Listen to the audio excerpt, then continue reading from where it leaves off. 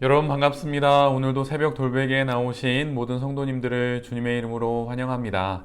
새롭게 또 5월의 한 주간이 또 시작되고 월요일이 되었는데요. 오늘도 하나님의 말씀인 사도행전 3장 말씀 묵상하면서 이 말씀으로 또 우리에게 주신 이 좋은 하루를 또 한 주를 잘 살아가는 우리 모두가 되기를 바랍니다. 오늘 우리에게 주시는 하나님의 말씀은 사도행전 3장 1절로 10절까지의 말씀입니다. 오후 3시에 기도 시간이 되어서 베드로와 요한이 성전으로 올라가는데 나면서부터 못 걷는 사람을 사람들이 떠매고 왔다. 그들은 성전으로 들어가는 사람들에게 구걸하게 하려고 이 못 걷는 사람을 날마다 아름다운 문이라는 성전문 곁에 앉혀 놓았다. 그는 베드로와 요한이 성전으로 들어가려는 것을 보고 구걸을 하였다. 베드로가 요한과 더불어 그를 눈여겨보고 그에게 말하였다. 우리를 보시오. 그 못 걷는 사람은 무엇을 얻으려니 하고 두 사람을 빤히 쳐다보았다. 베드로가 말하기를 은과 금은 내게 없으나 내게 있는 것을 그대에게 주니 나사렛 예수 그리스도의 이름으로 일어나 걸으시오 하고 그의 오른손을 잡아 일으켰다. 그는 즉시 다리와 발목에 힘을 얻어서 벌떡 일어나서 걸었다. 그는 걷기도 하고 뛰기도 하며 하나님을 찬양하면서 그들과 함께 성전으로 들어갔다. 사람들은 모두 그가 걸어다니는 것과 하나님을 찬양하는 것을 보고 또 그가 아름다운 문 곁에 앉아 구걸하던 바로 그 사람임을 알고서 그에게 일어난 일로 몹시 놀랐으며 이상하게 여겼다. 아멘. 오늘은 사도행전 3장의 말씀을 갖고 내 안에 있는 예수를 전하라. 내 안에 있는 예수를 전하라. 이런 제목으로 함께 하나님 말씀을 나누도록 하겠습니다. 어느 한 날 오후 3시가 되었습니다. 베드로와 요한은 성령 강림의 놀라운 은혜를 경험한 이후에도 기도에 힘썼다는 것을 우리 모두가 오늘 본문을 통해서 또한 알게 됩니다. 이처럼 기도는 정말 중요한 것입니다. 성도가 살아감에 있어서 또 어떤 놀라운 경험을 한다 하더라도 정말 중요한 것은 기도가 끊이지 않는 것입니다. 나의 삶 속에 기도가 연이어지고 있는지 한번 살펴보면서 사도 베드로처럼 또한 사도 요한처럼 그렇게 날마다 기도의 삶을 살아가는 우리 모두가 되기를 바랍니다. 베드로와 요한은 기도를 하기 위해 성전을 향합니다. 그런데 마침 그때에 사람들이 태어나면서부터 걷지 못했던 여러 주석을 찾아보면 40대 중반쯤으로 여겨지는데 40대의 한 사람을 메고 성전의 미문, 즉 아름다운 문에 그를 내려놓게 됩니다. 성전에는 총 9개의 문이 있었는데 특별히 그는 나면서부터 앉은뱅이가 되었던 그는 아름다운 문, 그래서 성경에서 미문으로 번역을 해 놓고 있는데요. 미문 앞에 앉아서 성전에 들어가는 사람들에게 구걸을 하면서 하루하루를 지금껏 살아왔던 사람입니다. 40년을 그렇게 살아왔으니 그 인생이 얼마나 기구한지 우리가 조금 생각해 보면 알 수 있겠지요. 그는 자리에 앉아 지나가던 사람들을 기다리다가 베드로와 요한이 성전으로 들어가려는 것을 보고 구걸을 합니다.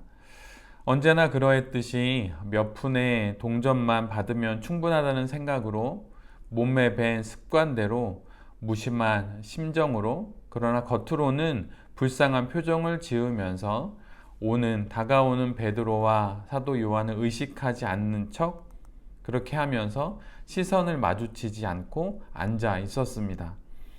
하루하루를 살아가야 하는 앉은뱅이 거린에게 가장 필요한 것은 은과 금입니다. 그것이 있어야 먹을 것을 사고 입을 것을 마련하여 연명할 수 있기 때문이지요. 이것이 그의 유일한 생계 수단입니다. 그래서 날마다 시간을 지켜 기도하기 위해 성전으로 올라오는 신실한 유대인들의 그 종교심에 기대어서 그들의 동정을 얻으려 했던 것이죠. 베드로와 요한은 그런 사람을 보고 그에게 이렇게 말합니다. 여기를 보시오. 그러자 그는 무엇인가 얻을 줄로 생각하고 고개를 들고 여느 때와 같이 앞에 서 있는 베드로와 요한을 쳐다봅니다. 그리고 그는 지금껏 국어를 하면서 단 한 번도 들어보지 못했던 말을 듣게 됩니다. 은과 금은 우리에게 없지만 우리에게 있는 것을 그대에게 주노니 나사렛 예수 그리스도의 이름으로 일어나 걸으라. 유진 피터슨이 번역한 메시지에서는 이 부분을 이렇게 기록합니다. 나는 동전 한 푼 가진 것이 없지만 내게 있는 것을 당신에게 주겠소. 나사렛 예수 그리스도의 이름으로 걸으시오. 마치 폭포수처럼 쏟아지는 그 말 앞에 그의 영혼은 어찌할 바를 모릅니다. 이 말과 함께 베드로가 그 사람의 오른손을 잡고 일으키자 그의 발과 발목에는 즉시 힘이 생겼고 이내 그는 자리에서 일어났습니다. 그리고 태어나 처음으로 다른 사람들처럼 성전을 향해 걸어 들어갔고 그 안에서 뛰기 시작했으며 하나님을 찬송했습니다. 어떻게 생각해 보면 돈을 주는 것은 오히려 쉬울 수 있습니다. 적당한 동정심에 이끌려서 지갑을 열어 1,000원짜리 몇 장, 10,000원짜리 한두 장 이렇게 건네주는 것은 쉽습니다. 그러나 만약 그가 당신 그리스도인이시지요? 당신 안에 예수가 있지요? 그럼 그 예수를 제게 주십시오.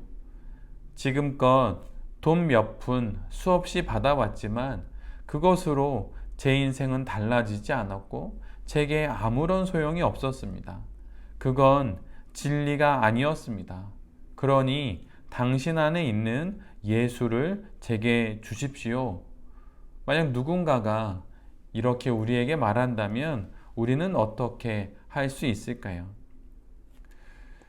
그들 앞에 우리 모두가 우리 안에 있는 예수를 전해 주어야 하는 것입니다.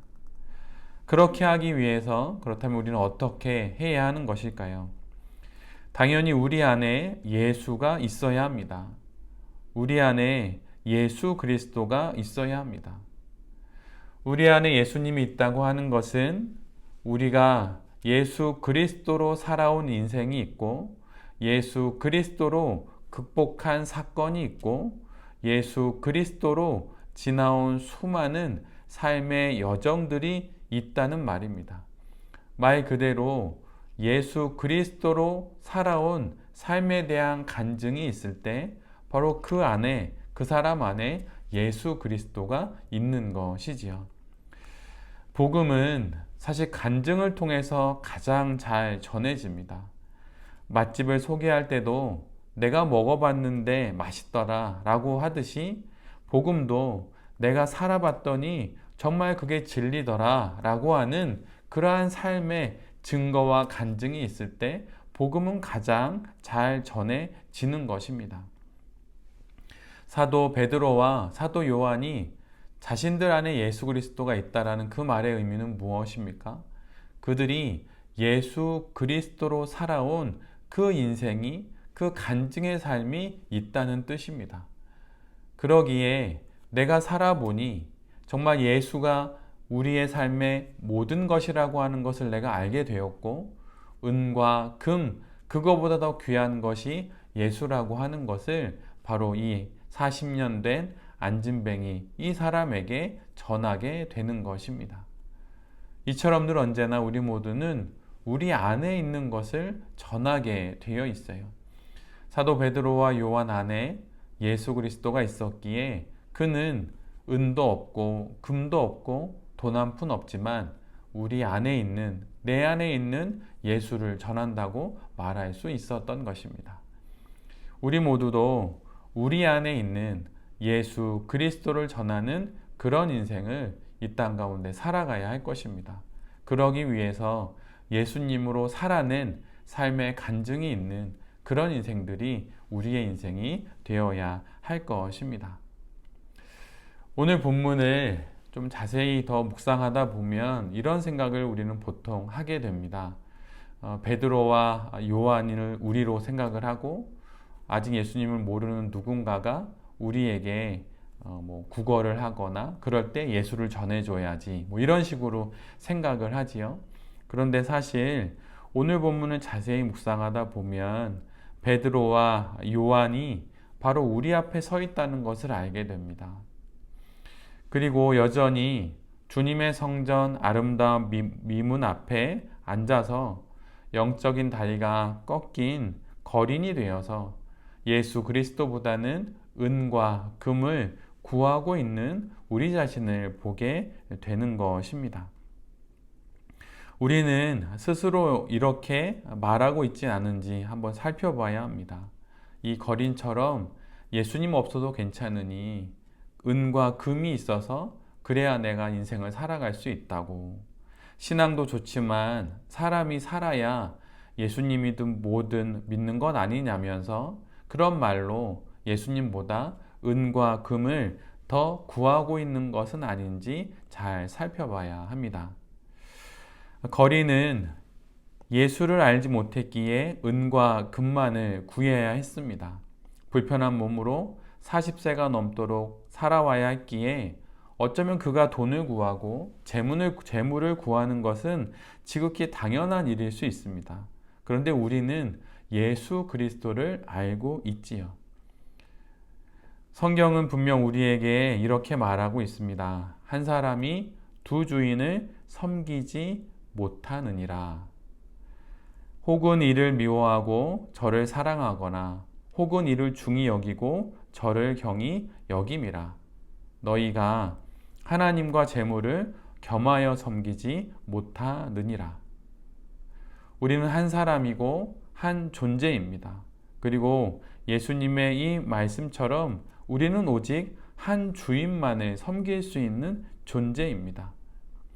주님께서 두 주인은 섬기지 못한다. 하나님과 재물을 동시에 섬길 수 없다라고 말씀하심에도 불구하고 우리에게 스스로에게 두 주인을 섬길 수 있다라고 말하면 그것은 하나님께서 하실 수 없다고 말했음에도 불구하고 할 수 있다 말하는 어처구니 없는 그런 이야기가 되는 것이지요. 우리 모두가 이 땅을 살아가며 생존을 위해 돈을 벌어야 합니다. 신실하게, 성실하게 돈을 벌어야 합니다. 그러나 우리가 가장 먼저 구해야 하는 건 예수 그리스도라고 하는 것이죠. 예수님을 구할 때 예수님께서 이 땅에 살아가는 우리를 결코 굶기지 않으십니다. 하늘에 나는 새도 저 들녘에 이름 모를 풀꽃도 하나님께서 키우신다고 말씀하셨는데 어찌 예수 그리스도의 이름을 알고 그분과 함께 살아가는 그 인생을 하나님께서 돌보시지 않으시겠습니까?